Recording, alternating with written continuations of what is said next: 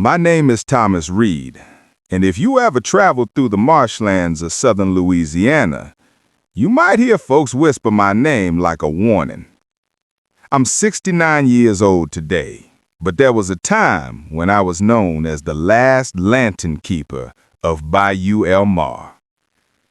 Back then, the bayou was wild. Dark waters, thick fog, and nights so silent that even the frogs held their breath. My job was simple.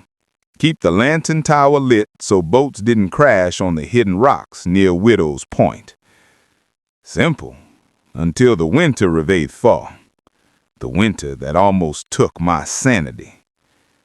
Every evening, I rowed my little wooden boat to the tower, climbed 113 rickety steps, and lit the lantern. Most nights passed quietly, but one night, one cold, moonless night, everything changed.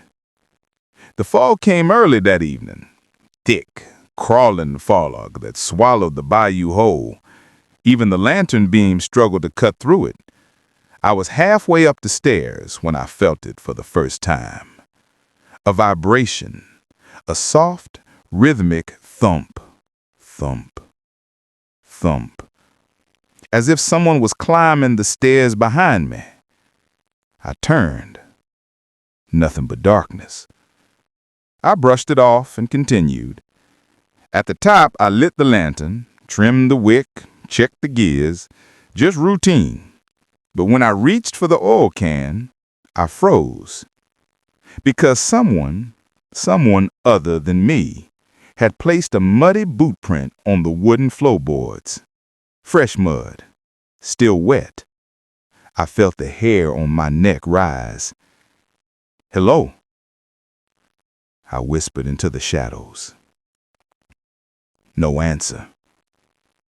But out across the fog, I heard something, the faint splash of oars, a boat coming toward the tower. No one ever came out here at night. I stepped onto the balcony and squinted into the mist. A faint, flickering shape moved across the water, small, low, and drifting far too quietly. And then I heard it.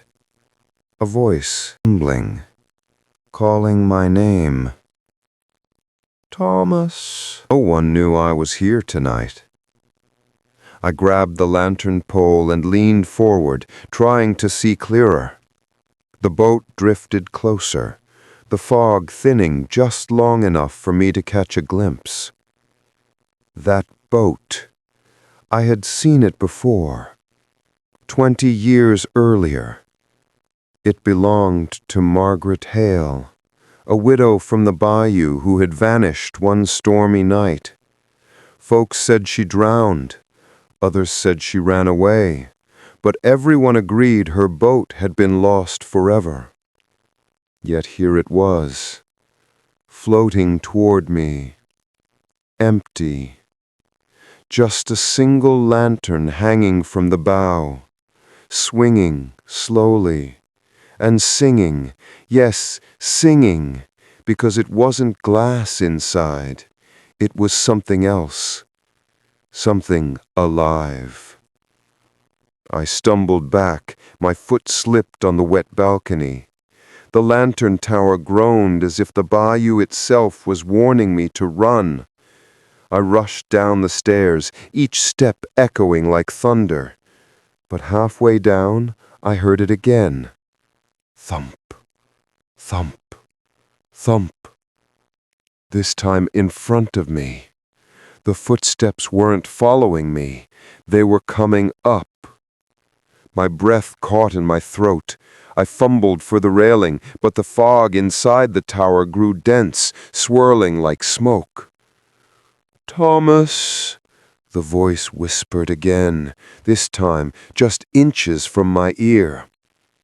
I bolted down the last flight, out the tower door, into my boat. My hands shook as I untied the rope. The oars splashed wildly as I pushed away from the tower. When I dared to look back, the lantern at the top of the tower had gone out. completely. And standing in the doorway, just a silhouette, was a figure. Tall, still, watching me. I rode until my arms burned. I didn't stop until my house lights came into view through the fog. The next morning, the sheriff and I went back to the tower. The muddy footprint was still there. Margaret's boat was gone, and the lamp gear, perfectly maintained the night before, was shattered into pieces. No one could explain it. No one tried. I resigned the very next day. Now, all these years later, I still hear that voice when the fog rolls in, and sometimes, on the darkest nights, I see a single lantern drifting across the bayou, swinging slowly, calling softly.